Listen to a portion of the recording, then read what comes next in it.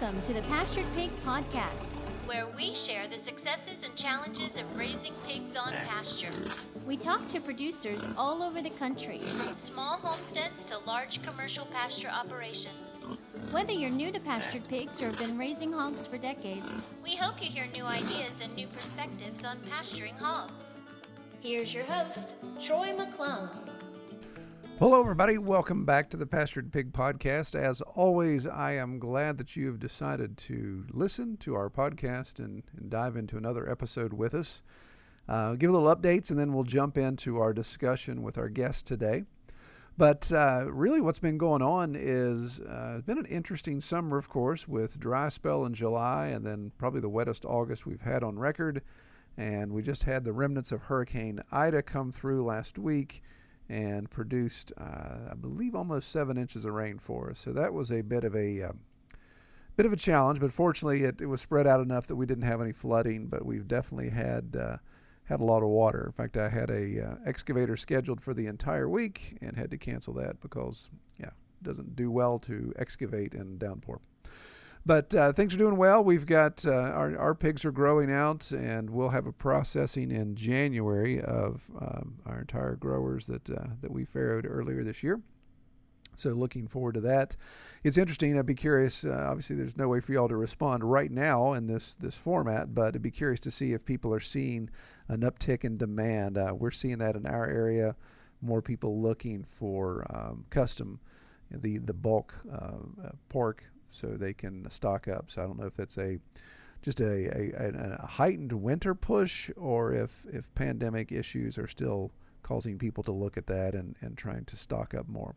So which is a good thing, obviously, for us that have products that we can sell, and we have animals that we're ready to go. Then that works out well and obviously helps the farm continue to be profitable. Well, I wanted to continue to give a shout out to all of our Patreon supporters, those of you that have just been faithfully supporting. I really appreciate that. I know as far as I don't want to discount the fact that every month you are giving money to some dude that just talks into a mic about pigs, and I really respect that and appreciate that. As a small business owner, it's each customer is dear to you. And the Patreon supporters, I see the same way. You guys are dear to me, and it helps definitely justify what I'm trying to do and the things we're expanding into. And just really excited to be able to pull the trigger on some of these things as we're getting really close to meeting some of our benchmark goals. And then you'll be able to turn some additional features on, and hopefully you all will find those features beneficial in your efforts as knowledge base and those type of things go. So excited to roll that out.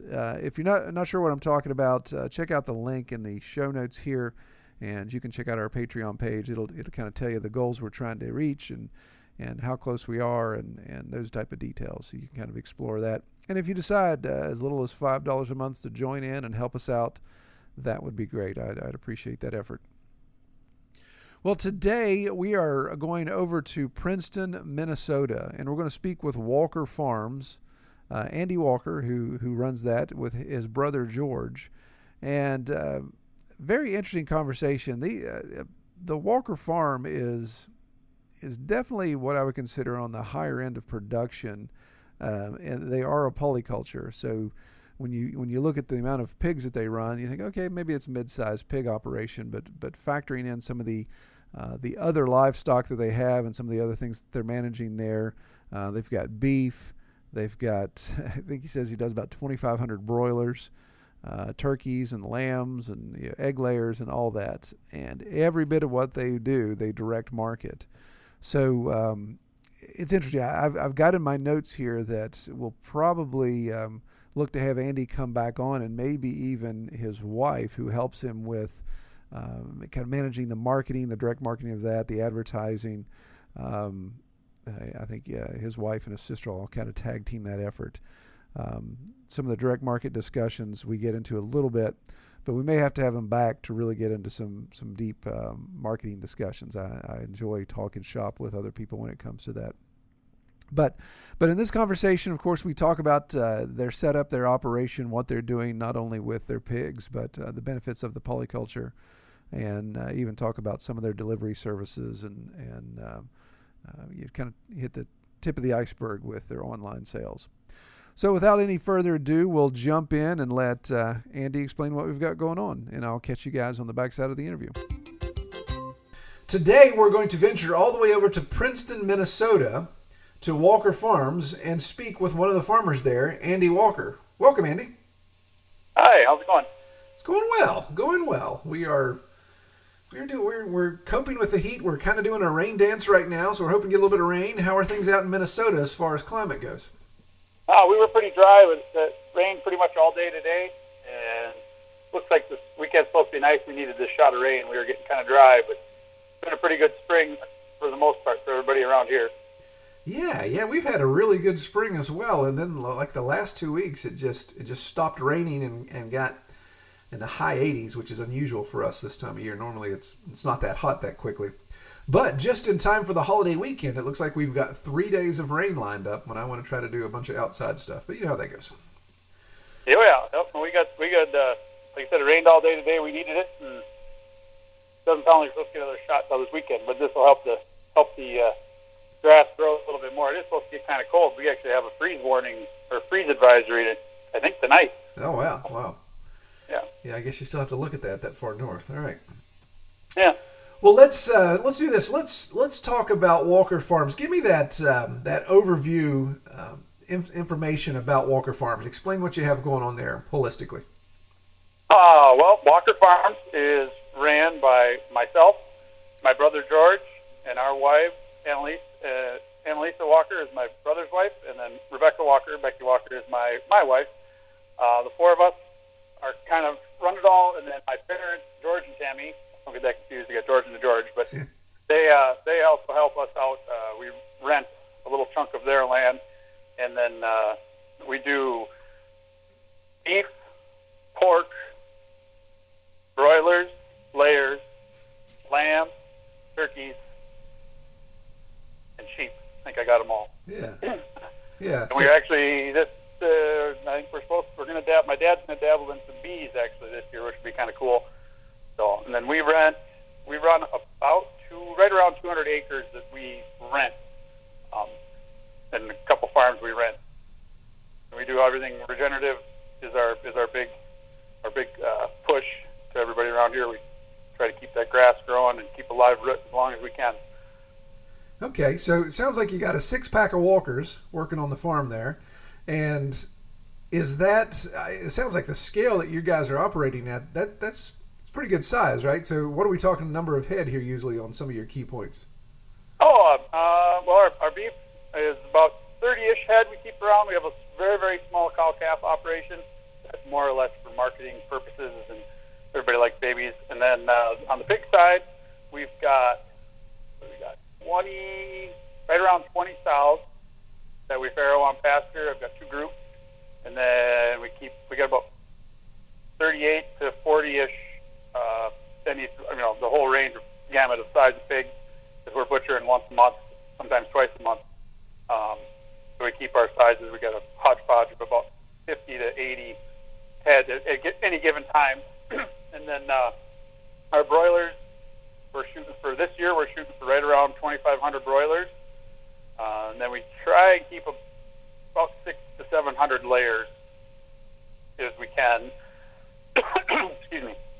And then turkeys, we usually do about 100 to 150 turkeys a year. That's more of a seasonal. We do those specifically just for Thanksgiving. And then lamb, we do about 10 to 15 lamb a year. Yeah, well, you guys aren't fooling around up there then. It definitely sounds like it's a pretty substantial operation. Okay, so yeah, exactly. So let's talk a little bit about let's drill down to your pigs here. So well, actually, first of all, so this is a family affair. It sounds like, and it sounds like your folks maybe did they start on this land and you guys came in and just expanded from there? Well, that's a very interesting and somewhat little bit of a long story, but I'm going to tell it because it's pretty cool how it all worked out. Yeah. It kind of my mom's been working on writing a book. We keep on giving her crap about it, but it's kind of a bookend thing. My parents started farming in the early '80s, late '70s, early '80s. They got into in with a company called Control Data, and the idea that Control Data had at the time was that they could take anybody with marginal farming experience or no farming experience, and they could put them on a chunk of land, and if they were diversified and if they had the information, they could make it farming. That was the whole idea behind this Control Data project. And so Control Data came up to we're north of the city, is about 40, 50 miles, and they came up and they bought, I don't know how many acres, hundreds of acres up here, and they had at least 7 or 8 families, maybe 10, that they started with farming. So my parents were part of that in their early 20s when they came up here. They built the house, there's kind of a contract thing. So my parents started with hog. You had to have 2 entities. My parents picked hog and then vegetable farming.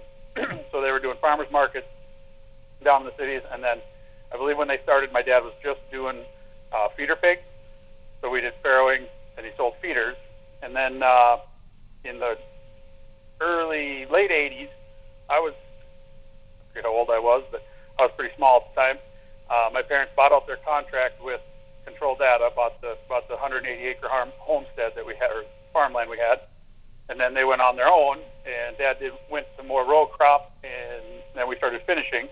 So at our peak, we were doing about 100 sows, farrow to finish, and roughly 500 acres between what we had on our place and what we rented. We did all that. Dad did that for quite a few years, and then in the early 90s, like 93, 94, when the market went really bad, and my parents decided to get out. And we actually, we're kind of a bedroom community of the cities. Everybody was developing land and developing houses. There were houses being built like crazy at that time. And so my parents, I think there's 30 acres left of the original farm. The rest of it has all been developed into houses. So I've been in farming my whole life. When my parents got out, I kept doing everything with 4-H and FFA and whatnot. And my brother went to college. I came back. I read the good old Joel Salatin's Gateway to Farming book. I call it the Pastured Poultry. Right, Pastured Poultry Profits. Yep. And I read that, and I got the idea, hey, I could maybe do something like this. And at the time, I was actually living out in Ohio. And then I came home in 2012. I started doing the poultry stuff, and I've always wanted pigs because that's what I grew up with. I always had 4-H pigs. I had pigs all the way up until my senior year of school. I always had them and sold them. And so then I started doing pigs up at my buddy's place, and that kind of morphed into this. Then I did a little bit more, and then my brother was actually farming in Wisconsin, doing the same regenerative, beef, poultry, and pork. He was actually buying pigs from a guy that I was buying pigs from, and then he ended up kind of had some bad situation. He got a divorce there, and then he came home. And when he came home, was that 4 years now ago? 5 years? We joined forces, and we kind of went, all right, let's do this. And we hit the ground running. Yeah, wow, that's great, man. That shows a long history there, and of course a dedication to focus on farming for you all. Now, when your folks did that back in the 70s and 80s, was this a regenerative approach to agriculture, or was it more traditional? What were they leaning toward then? No, that was more. It was. I should probably elaborate on that a little bit more. That was actually in cahoots with the U of M too. Okay. This Control Data project was the U of M. So my parents' house and the barn and everything was designed by the U of M. It was all about the information. It was conventional at the time. We had fair and crate. It was all conventional or regenerative. It wasn't really the buzzword there at the time. And what's funny about the whole entire thing is it was set up to have information. So my parents, I remember we had a computer, way back in the farm. We didn't have the internet then, but you were supposed to have all this information. Well, the information wasn't there. That was the downfall. They couldn't get the information. Mm-hmm. My parents couldn't. Yeah, gotcha. So the idea was that, if you have the information, you'll be able to do, well, push come to shove. Now we're in 2021. And the information, there wasn't podcast. The information George and I have are available to us is crazy. It's just nuts. And Mom and Dad said, had this project happened now, it probably would have been a whole different story. Yeah. Yeah, There wasn't definitely. the internet, and the information was there, but it was really slow to get there. You couldn't get it as fast as you can get it now. Yeah, well, interesting. I mean, as a data guy, that's my background in data processing and data management. I love the idea of that, but you're right. That was definitely ahead of its time. And Yeah. and man, yeah, if you'd even waited 15, 20 years, you probably could have generated quite a bit of data to use and And my adapt. folks, my dad was always kind of on the edge of we were doing when they went on their own. Dad went. It's pretty sandy soil here. I call it beach sand. I mean, it's sandy. We can get an inch of rain and be in the field the next day. I mean, that's how Oh, sandy wow. it is. That's nice. So Dad switched over to doing all no-till. We were doing no-till, and then by the time we were done farming, we had actually built two. We had plans to build 4 of the big biotech, the hoop buildings. Yeah. So the big bed pack, you put about 250 pigs in it, and I mean those burnt. My dad loved these. That he would have built 5 more of those things. They were just great. They had done some outside farrowing and tried some stuff outside. Didn't have great luck with it, partially because it was one of like Mom's dad goes. They farrowed like 50 or 60 pigs outside on a dirt lot, and then it rained for like 4 days, right when everybody was farrowing. Yeah. And it was just a big mess. Yeah, I bet. Yeah, goodness. Wow. Well, that's great, man. It sounds like you've got a great pedigree there for being on the farm and taking all this stuff on. So let's drill down to your at the pig level now, and give me some little details about your pigs as far as the setup you have for your infrastructure, your layout of your pastures, maybe even the breeds you're working with. Yeah. So we shoot for we like to have 50% Burke in everything we do, as much as we can. So we have Burke, Duroc, and Old Spot Cross. It's kind of our mix. We have some other hodgepodge, other ones in there, some Hamps and whatnot. So one of the farms we rent, we refer to as the Thompson Farm. It was a hog facility way back. He was farming back when my parents were farming. He was not a controlled data farm, but he was farming, and so we ended up renting that 3 years ago from him, and got the barns kind of. What do you call them? They're like old silos that he firmed up. They actually work really, really nice, and with a run in them, and then some outside pens. So we did that for a couple of years there, and then actually this last October, I got the luxury of going out to Jordan Green's class. I took my dad and I went out there, and that was a very big eye-opening experience, seeing what he's doing out there. I'm sure you're familiar with Jordan Green. Yeah. Yeah, went out there and got to do his sow, his 4-day class. That was amazing. Anybody, if you get a chance to go do it, my dad was. It was amazing. It's just cool to see how he's doing it. So this year we've implemented a lot of what I learned there. Our pigs, our sows are still up close to the waters and everything, but our finishing pigs are out on the pasture moving around. I got about 100 by 100 pens that I move every couple days. The sows are going to eventually do the same thing here once they're done farrowing. Our bigger problem up here is our winter.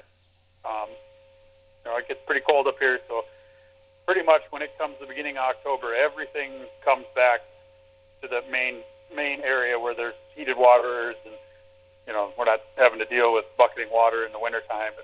So we've kind of made it that area pretty much sits empty throughout the summer, and then everybody comes back in the wintertime, and they get to take care of that for a few months.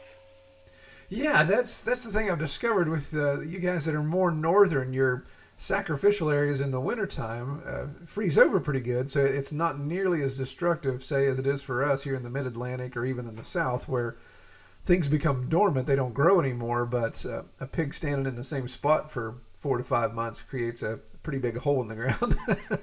Oh, yeah. Or a mud pit. pit. They do pretty good in the area they got them in. It works pretty good for what it is. I mean, the big thing is water up here. Our biggest hang-up with everything we do up here is water. We have 180 acres we rent, and we don't have fence around it yet, but we can put chickens out there, but we don't have any water out there. So it's either we truck water every day, or we figure out how to put a sand point out there, which we haven't gotten around to yet. But the water's our hang-up. And in the wintertime, it's even more an issue. Yeah, I'm sure. You're dealing with those temperatures. So right now, you talked about transporting a lot of water. Are you pulling from a well? Do you have a impoundment somewhere that you can get it from? How are you sourcing your water? That farm up there has a well on it that he's got some actual pig waters that are got heaters in them for the up by the buildings, and then we run 3/4 inch pipe, black PVC, all over the pastures as much as we can. And then our cattle, are actually we have a hay wagon that we've got those big IBC totes. We got 3 or 4 of those on there that we keep full of water and fill that up every couple days. Yeah. For the cattle. So. Okay, you mentioned that they're a little easier to move the water for, and pig waters are big pigs and water can be messy. Yeah, exactly. So that was going to be my next question with that black pipe. Is that buried or is that laying on the ground? The black pipe right now is laying on the ground. We do have plans in the next year or two to actually bury some. We kind of are getting our feet wet, just trying to figure out where we want to lay stuff. You know, where we're going to drive, so all this land was in crop and row crop for the last 15, 20 years. Oh yeah. So we're in the transition period. I mean, right now it's amazing. We've been out there for 3 years, and it's just crazy how we're really seeing a big change this year of all how green it's getting faster, and the low spots. We do bale grazing, and then where the pigs or where the cattle were bale grazing last winter. That's where the pigs are going over right now. So there's all that straw out there that they're composting up, and it's just crazy how it looks, how green it looks about 3 weeks after they're passed. Right. We interseed before I either do it before I move the pigs or after I move the pigs. I interseed. We got a mix that's mostly oats right now, but trying to get some other stuff in there to get it going. So. Yeah, excellent. Yeah, I was wondering with that black pipe being on the ground if you have issues with the pigs messing with it. Seems like anything that I have laying on the ground that they flip it over, try to chew through it, do whatever. It seems like there's always a way to molest it. I try to make it so that their pens aren't over the black pipe. If I have to, I drag it out of the way. Right. That very reason that you just said. Yeah. Yeah, you'd mentioned Joel Salatin and Jordan Green and seeing both of their operations in person. The thing I liked about Salatin specifically when it came to water was, just like you talked about, putting together a plan and executing it, where you take this black pipe and they would run it down the edge of their pastures, and every 100 yards, I believe it is, 100 yards, 100 feet, I think it's 100 yards. Every 100 yards they put a hose bib. They actually take a piece of plastic culvert and stick it in the ground vertically to make like a little manhole, and that way they can hook their hoses up to it, run their waters that way. And I think, yeah, that's the kind of thing you have on your to-do lists, and it's a great infrastructure improvement. It just sometimes doesn't make it up the priority list because it kind of works the way it is now. So no, definitely it works now. And then our other problem is we rent this ground. So right. Yeah. We want to put in what we can put in, but we want to be able to take it with us when we go if we need to. Yeah, good point. My brother does. We use all fiberglass. Our fences are all these fiberglass sucker rod fence. He could explain it way more than me. But it's very movable, all high tensile. I mean, we could pick up and move if we had to. Obviously, we don't want to, but if we have to, we could. Yeah, definitely. Yeah, it keeps you from putting. Our plan right now, if we did bury it, we would probably bury it really shallow, so that in the event we would ever have to leave, we could rip it out and take it with us. Yeah. And we just blow it out every October. When it starts getting cold, we blow it all out, and we don't use it in the wintertime. Yeah. So. Good point. Definitely.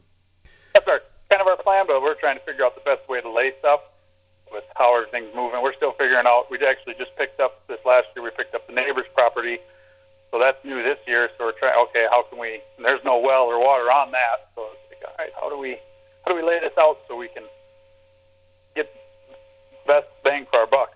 Yeah. And with the cost of materials right now, oh my gosh. Yeah, exactly. Yeah, don't want to take any building project on right now. Whew. So I built 5 of the Jordan Green farrowing huts. Mm. Oh man, that makes for expensive piglets, doesn't it? Ooh. I texted him when I was getting done building them. I took a picture of them and I said something about these are worth gold. Exactly.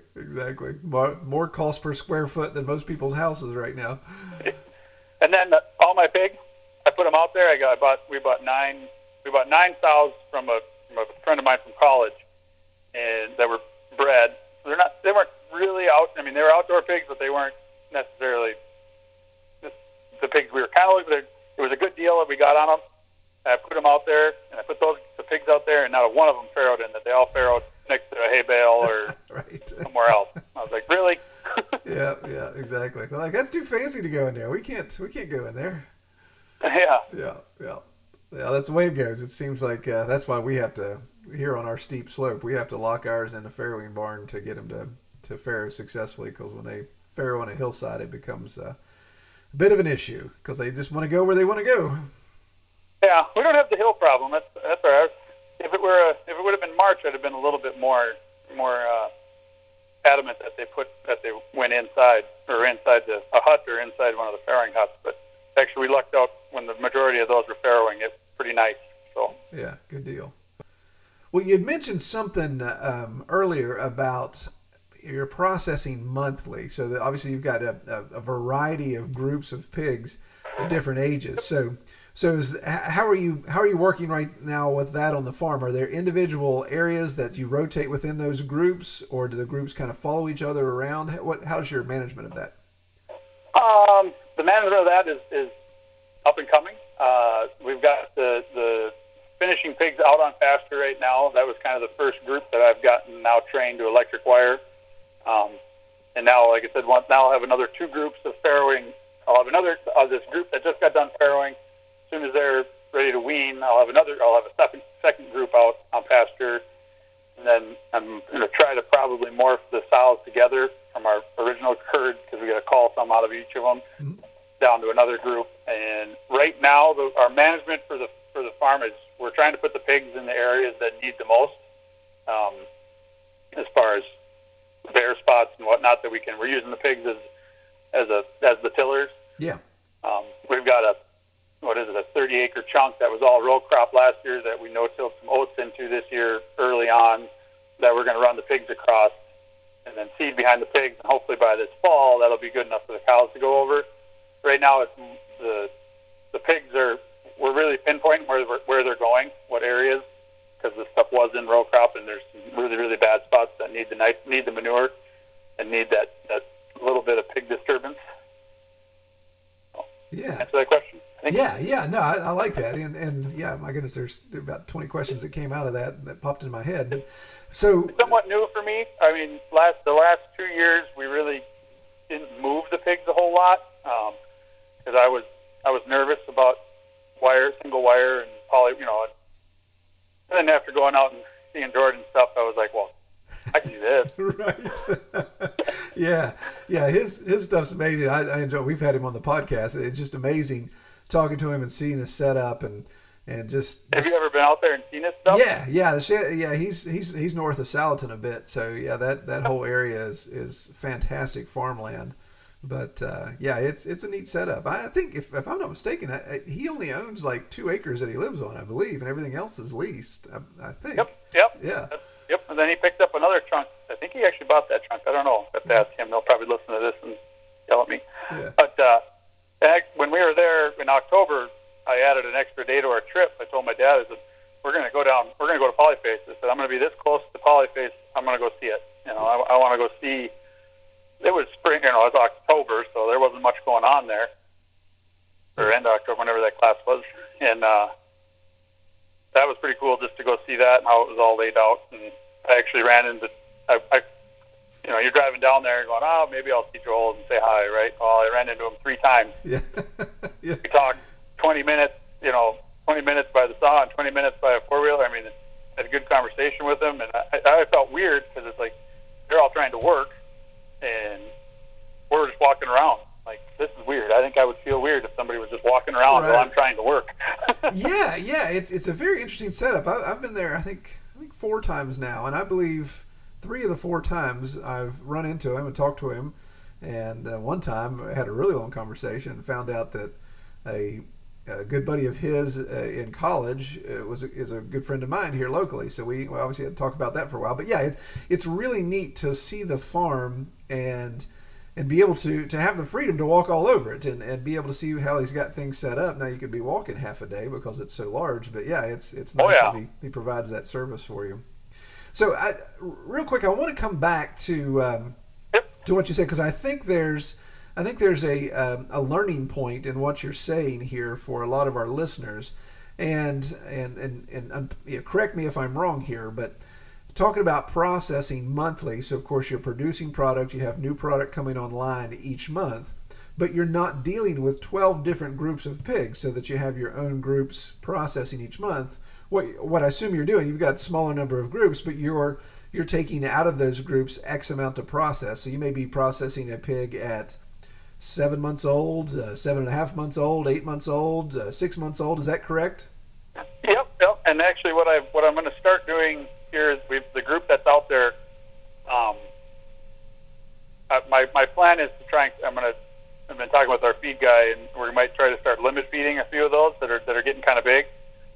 I'm not going to split the group, but I won't have them on full feed. Yeah. Because right now they're on 24-hour full feed, but I've got to get this group that's out there right now. And when we go to market, right now we're doing 3 pigs every month, and then we've got a couple bigger butcher dates towards the fall. I got to try and get these pigs so they're not huge by then, but try to maintain their weight, which is going to be kind of tricky. I'll let you know how that all works out. Right. Yeah. Well, so of course, the next kind of a balancing act. Yeah. Go ahead. No, go ahead. What ideal world is I'd have, I want pigs to farrow over a course of, I do some AIing, but we use a boar, and actually our boar we just got, I don't think he's not working out, let's just say. He should have some pregnant girls, but nobody's bred, so, which is maybe a blessing in disguise, because now that'll push my farrowing out a little bit longer, so then I always have that stock of pigs to pick from. I mean, we're pretty fortunate. Our butcher is only 45 minutes, not even, he's a half hour away. Wow. So he's USDA inspected, which is, we're very, very fortunate there, and we've been on his, we schedule out with him a year, almost 6 months in advance. Yeah, very good. With everything. Yeah, and that's the beauty of being the size customer that you are and regularity that you are, that makes it worth his while to keep you on the top of his list and make sure he's giving you the best customer service possible. So that's a good deal. That, and when you say you're going to bring 3 pigs in, bring 3 pigs in. Right. Or you're going to bring 10 in. I don't think we've had to cancel one yet. We're on his old crap list, so he will call us and say, "Hey, I got an opening. You can bring something?" Yeah. Yeah. Very good. Wow, that would be refreshing to have. Doesn't happen very often. No, it doesn't. I'm sure, especially the last year. Well. Okay. Oh yeah. Yep. Okay, so I got to ask you too. So I know you've seen Jordan Greed. You've taken his classes, and with these groups and putting processing together monthly, how are you loading your pigs? Well, right now we're loading up by our pens, you could say, that are a little bit substantial. That seems to work pretty good. Yeah. The big thing I've found in the last, I've loaded lots of pigs in my day, is when they get to that trailer, if they have to step up, you're done. Yeah. So wherever we're at with that trailer, we dig holes. We dig where the wheels go down, so that thing is down to 6 or 7 inches, that rear end comes down, and we're fortunate that we have about 4 different pens we can put them in. So usually what we do, the 3 pigs we're taking, we got to scale. If we need to scale, a lot of times we don't have to scale them because you can just tell by looking at them who's the biggest. But if we're having questions about it, we can run them over. We got a little scale that we can run them over quick to make sure that they're the right size. Yeah. And then we load those 3 or whatever pigs go on their own pen, and then in the morning we just rush them. We're kind of set up there to load. I have not had to load out in the pasture yet. Okay. I have some ideas on that one.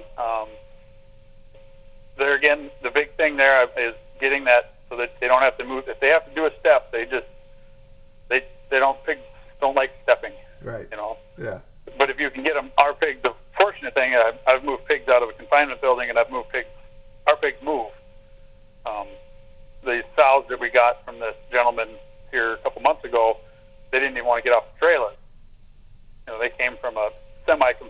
facility, and it was like, my gosh, they don't even want to move. Right. Yeah. Yeah. I had to pretty much lift every one of them off there. Goodness. And that was exciting. Yeah. Yeah. No doubt. But I've found if you keep the pigs moving, we don't normally, we knock on something. We haven't had too many problems. Yeah, no, that's great. So it sounds like your groups, you're rotating them back through, or you've got your 4 corralling pins or loading pins with your scales in specific spots. So you just know, okay, when they come through here, it's time to grab the 3 biggest ones. So yeah, so that was the thing I was wondering. You had said with the Jordan Green, with his process of loading out on pasture with his pop-up panels that he does. I was just curious if you were doing that type of stuff or if you had key infrastructure. So it sounds like it's a good balance there. It's a key. My plan with the ones that are out on pasture, like right now, when we moved all the pigs out to pasture, I kept back the next 9 pigs that we're going to go to market. I kept those up by the barn, up in the pen. And then, so the next time when we go out here, probably the end of this month, we'll go out to that group that's out there right now, and I'll take 9 or 12, I'll take some pigs out of there and put them up in the barn so they're up closer when we need to load.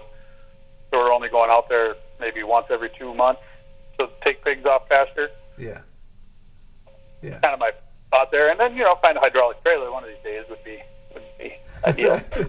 Yes. That's something always on somebody's grocery list as well to have at some point. Those are definitely handy to have. Well, excellent. Well, Sandy, I don't want to take up all night, but so I want to spend some time. That's fine. I want to spend some time talking about something that you had mentioned in your pre-screening information, and that with the size of your operation, with the beef, with the pork, with the chicken, the eggs, the lamb, turkeys, the whole 9 yards there, that you guys are complete direct to consumer with your process. So you direct market all of your product, and I love that idea. I love that's where that you guys are, because I think that's where a farmer can control has the most control over his product, his profit margin, basically just every aspect of it. So tell me, how did that happen? Did you guys just decide out of the gates, we're not doing anything wholesale, we're not going to do anything commodity, we're going to go straight to direct to consumer? And what was the genesis of that idea? Well, when I started with chicken, that was all word of mouth, like most guys do. And I had from at least in this area, growing up, I already had kind of a customer base from 4-H pigs, just people that had been buying pigs from me before. So we went down that route, and then it's the Facebook and the social media, the social media things. And my sister-in-law, Emily, deals with most of our social media stuff. So I don't want to rain on her parade, but she does an amazing job there with everything, and she knows how to make the algorithms, she knows how to make them work in our advantage. However, that's way above me. I take care of them when they're alive. Right. But that was kind of our, and the farmers markets around here we had thought about doing some farmers markets at a point. It was hard to get into them. I mean, we toured the farmers market just south of here, and we were walking around, and so we met with the manager, and she's like, "What do you guys sell?" I said, "Well, it'd be chicken and pork." At that time, it was me and my wife at the time before my brother moved back here, and we're like, "Just chicken and pork." And she goes, "Well, we already have somebody selling pork here." I was like, "Yeah, but you have like 70 people selling tomatoes. Right. What's the difference?" Yeah. And it kind of put a bad feeling in I didn't feel right about it. I was like, you know what? I think we're going to stick with the online sales. We use Grace Cart. That's been a big help as far as getting our shopping area working for us. We do ship. We don't advertise that we do a lot of shipping, but we are able to ship. It's actually one of our things we're going to start pushing here. We were going to push shipping last year, but then COVID came about and we stopped because we ran out of everything. Yeah. But big word of mouth. We got in cahoots. I got in with the co-op, the Elk River Co-op. I got in with them. They were trying to start a co-op, so that was a big word of mouth thing. We offer them a discount, and that's kind of the drivers of the co-op have kind of. I don't think it's going to ever really amount to a store. That's what they were looking for it to happen. But but I got in with that crowd, and that really helped us get moving. And then the big one is the social media. I mean, I know you probably could call my sister-in-law and have a whole entire episode about social media. Yeah. Her, I mean, it's what she's doing. And with her and my wife, I don't want to take credit for that by any means. Yeah. we may have to put that on the schedule, because I think our listeners would appreciate that, and being able to dive into the nuance of what's working for you all, and so we may have to schedule her for that.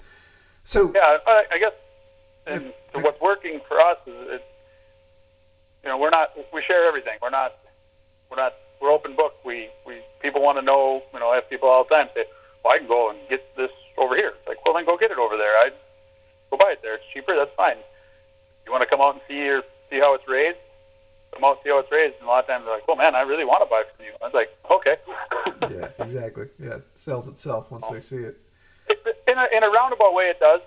And it's, George, sometimes my brother and I struggle a little bit with being the faces, I do at least. Sometimes, like, I don't feel like I have the knowledge, but now after being in this for so long, I probably do. Right. Yeah, so with the online sales, so what's your distribution method? Do you have a farm store on site, or is it all delivery, or is it pickup? How's that facilitated? What we do now is we do have a farm store that just opened. We just finally officially opened the farm store a couple months ago. It's on my brother's. My brother actually bought one of the lots from my parents and lives right across from the. That's where our main farm is. Actually, my parents' place, the place I grew up on. It looks nothing like it is. All it is the house now. All the barns are gone and everything. But that's our main farm. You can say it's where the brooder is and everything. And that's where the farm store is. We do a lot there. We do pretty much door-to-door delivery right now. When COVID came about, we really pushed our door-to-door sales. So we have bi-weekly deliveries. I mean, with the area that we live in, we're 50 miles from the center, from downtown Minneapolis. So I mean, we have a very big area to serve. Yeah. Population is huge. I just did deliveries today, right to your door. We've got little green bags, little insulated green bags that we come to your door. We put it and ring the doorbell and take the empty one and leave you what you ordered and move to the next one. We do that. Elk River we do every other week. We do the cities. There's a cities route, and then as we get more and more in an area, we'll do a more designated route for a specific area. We're toying around with the idea now of doing more of a drop site thing for certain places, because you do start to get enough people buying that you can do the drop site thing, and then we ship. Yeah. Those are the three ways we move product. Yeah. I say there's a fourth. We are in with a co-op over in St. Cloud. That's an interesting story. Is this vegetarian that runs the meat department? So yeah. Well, at least keeps him honest there, doesn't it? He doesn't worry about stealing product. It's a very interesting. My sister-in-law has been dealing with that over there, and then so we do some stuff through there, not as much as we were hoping that we were going to be doing. And then we actually just had a little pizza joint or oven pizza place up north of Princeton. That's the rest. They do catering and events and stuff. They've started buying product from us now this last 2 weeks ago. So that's our first there. So. Oh wow, excellent! So your first dealing with other businesses, other restaurants there. That's pretty cool. Yeah, no, we're hoping that can be a foot in the door there. Yeah. For everything, it's always production. When I was doing this originally, when I first started, it was like, well, I don't have enough. I don't want to oversell and not be able to fulfill. And that was one thing I did take from Jordan Green's classes there is, if somebody calls and says they want 300 pounds of ham, that if you have 300 pounds of ham, you're going to sell it, So don't be afraid to carry inventory. Right. Yeah. Yeah. Good stuff.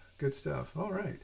So yeah, wow, my goodness, it almost be worth another whole episode just to talk about your distribution model and how that evolved and how that developed. But I really like what you're saying here, that your plan or your process in going direct to market is something that was organic. It just happened. So as you built, obviously you did a lot of hard work, but it wasn't that. It doesn't sound like there's a conscious decision at the beginning to say we're not going to do this. We're specifically going to do this, and that's how it's going to work. It kind of just evolved and flowed in the direction that it was going. As word of mouth spread, as you saw the opportunity to do so, then you innovated, added these additional options, added the online, took advantage of the digital marketing opportunities there, and really just built this based on how the customer moved. Oh yeah, yep, definitely. Yeah, very cool, very cool. I love that. We kind of, that's kind of how we do. We have a couple other little businesses that we do, and it's where the opportunity presents itself. You gotta be flexible enough that you can move in a direction that you need to move when it's time to move. That's probably something I learned, back my parents were farming, and just to be able to adapt to the ever-changing. I think you get the commodity side of things, or the big farms and stuff, they can't adapt. When COVID hit and all these plants shut down, all of a sudden you can't move stuff. Right. You're sitting there. I've got relatives that farm in southern Minnesota that, what do they have, like 2,000 or 3,000 head farrow operation? I mean, it's just crazy. Wow. Absolutely nuts.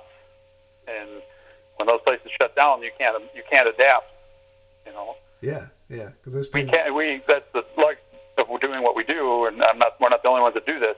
We can adapt to that market if we need to. Right. Yeah, it's fantastic. Definitely be more agile when these things happen. Of course, nobody expected a global pandemic to come along, but man, like you said, the people that lost their life savings, lost their fortune, lost their entire business model from something like this. And then there's others that remained agile and could keep the process rolling. So hopefully it's going to be a learning experience for a lot of us. I'm afraid that just like anything, we'll forget at some point, but hopefully there's some good that can come out of this that we can all learn from. I think so. I think in the end of this, we're pretty opened up now, but I think you're going to have. We've picked up lots of new customers. We're going to lose some customers. You're always going to lose customers, and you're always going to gain customers. So. Yep. What we always say. What we'd always say in marketing, it was a bucket with a hole in it. Yeah. Yeah. So it's the big thing for George and I have always talked about is we want to be adaptable, and in our situation we rent all of our land. Walker's Farms does not own any land. Yeah. Wow. We need to be able to move on a short notice, but all of our leases and everything like that, everything needs to be mobile, and so we do kind of gear everything that way. Yeah, that's fantastic. Yeah, our freezer trailer is a old semi trailer that we put a walk-in freezer in. So if we need to move it, we just unplug it and hook it up and move it. Yep. I got a buddy who did the same thing. It's fantastic. Just everything's on wheels. It's like a carnival. You just get up and move on to the next spot if you have to. I don't want to, but if we had to, yeah. Yeah. Yeah. So, Eddie, looking forward, what would you say, like, 5-year plan going forward? Have you sit down? Have you guys forecasted 5 years? What does it look like? Even if it's not something you've drawn out on paper, what do you think? Where's Walker Farms going to be in 5 years? Oh, that's a good question. When you talk about, back to when we were talking about all these entities and everything, that's probably one of our hurdles right now that we're dealing with is the structural part of the operation. The day-to-day vision, that question. I have mine. My brother has his. We all kind of have our own. I mean, we kind of joked that we wanted to be the Jordan Green and Polyface Farms in Minnesota. Yeah. As far as the pig operation goes, I'd love to be. I do have an outside job. I'd love to be at a point where we don't have to have an outside job anymore. That would be lovely. Right. Yeah. Exactly. To move on to that.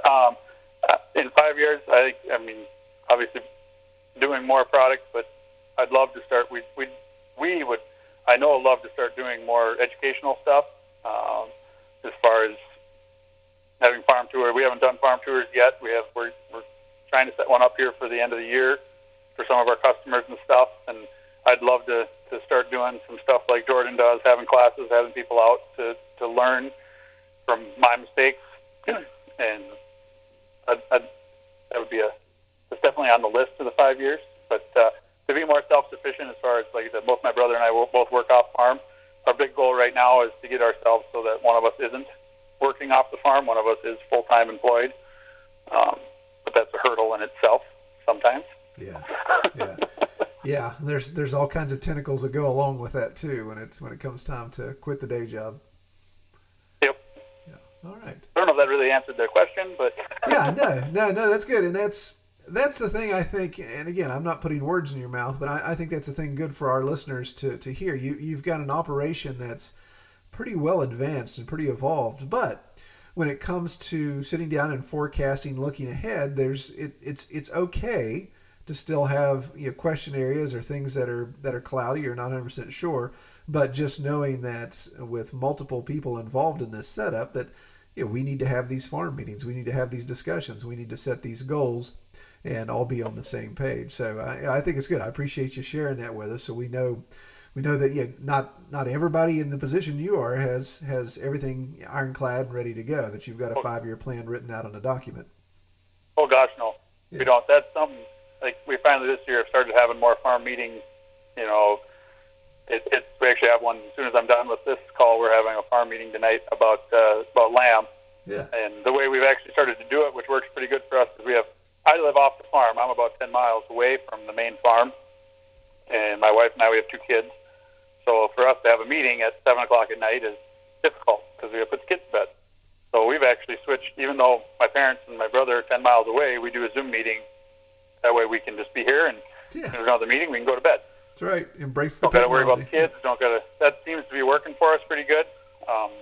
It is a struggle sometimes, though. You probably could have a whole podcast about communication, because you're dealing with 6 different people and communication, and oh man. Yeah, I'm sure there's an extra little nuance in there. The fact that you're all related too, that probably throws a little extra work into it as well. Oh yeah. Yep. Very good, very good. Well, Eddie, I have to ask you the question I ask everyone else, and obviously sounds like you've got some years of experience under your belt with pigs. But what do you find is your most favorite part about raising pigs on pasture? Oh man, there's nothing better than moving pigs and hearing the pigs munch on grass. Yes. I do enjoy that, or the sound of baby pigs suckling on, eating. That's my wife kind of gave me a hard time. One of our birds, if you go to on our Facebook page, I'm like looking at it right now, but there's a picture of a sow eating a pumpkin, and we call her, she's like Big Mama number 2, I think. She was one of the birds we got, and we just decided, all right, we're going to start farrowing because these pigs are beautiful. And that was actually the first litter we had on Walker Farms since 1990. I mean, the last litter my dad had was in 1994. Wow. And I came into the little hut thing, and I heard those pigs suckling, and I went down there and looked at them. I actually started to cry because that is pretty cool. And I called my wife. I went, "You're a baby pigs. We got baby pigs." Yeah. I was so excited that never. There's something about baby pigs that never gets old. Right. Yeah. Oh. No, I would agree. Yeah, the stresses on the front end of that, the farrowing, the breeding, all of that. But then once you see them on the ground, and man, it's just I love just taking a bucket, just turning it upside down, sit on it in the pasture, and just I can sit there for a half hour or more just watching them run around. It is a real treat. Well, that's what our son Cohen likes. When I go out to move pigs, he likes to sit on the wagon and let these are bigger pigs. They come up and munch on him and chase them around. Now that we got the babies, he likes to do the same thing in there. Goes in there and sits, and they come over and sniff on him and whatnot. So he's always got to go check on his couple favorite sows. So yeah, good deal. Well, Andy, you mentioned it just there, but if you would tell our listeners, if they want to find out more about your operation, where are the places they can find you online? WalkerFarmsMN.com is our website, and then we are on Facebook. I believe is Walker Farms MN on Facebook. We are on Instagram. We have a YouTube page that I should probably know the handle to, but I don't. I believe it's Walker Farms MN. Yeah, cool. See, what else am I missing? I think that's the ones we're all on right now. Okay. Facebook, our internet, our webpage, then we have a YouTube page. Okay. Yeah. Excellent. Do you have Instagram? Did you mention Instagram? Oh, Yeah, we got Instagram on there. Yeah. Okay. One of the, Good deal. like I said, my wife and my sister-in-law deal with all that stuff, so I should know all that way better than what I do. Yeah. Right. Yeah, they'll get you for that, I'm sure, at some point. Oh, I'm sure my wife's listening right now. I can't believe you didn't remember that. Yeah. No, that'll be the thing. I'll post all of that down in our show notes. Obviously, I'm sure if you go to their website, you can get links to all the other social media as well. But I would suggest everyone check that out. So obviously, Andy's got a lot going on there with the farm, with the pack of walkers that he works with, and so you guys check that out and see what he's got going on. Well, Andy, man, I really appreciate you taking the time to speak with me this evening, and I know you've got a farm meeting to get on to, so you're going to switch technology here a little bit and have a good meeting. So I really appreciate you taking the time to talk with me tonight. No, I really appreciate the opportunity to share everything that the knowledge we have. And if you ever want to talk again, let me know. Absolutely. Yeah, I definitely want to take you up on that. So you can maybe plant a bug in the ear about talking about Facebook and some other things, and may even come back. There's several things I'd like to talk to you more about. So we'll give you a break for a little bit, but maybe circle back around later and maybe readdress some of these issues. Sounds good. I appreciate it. All right. Well, you have a good evening. It's good talking to you.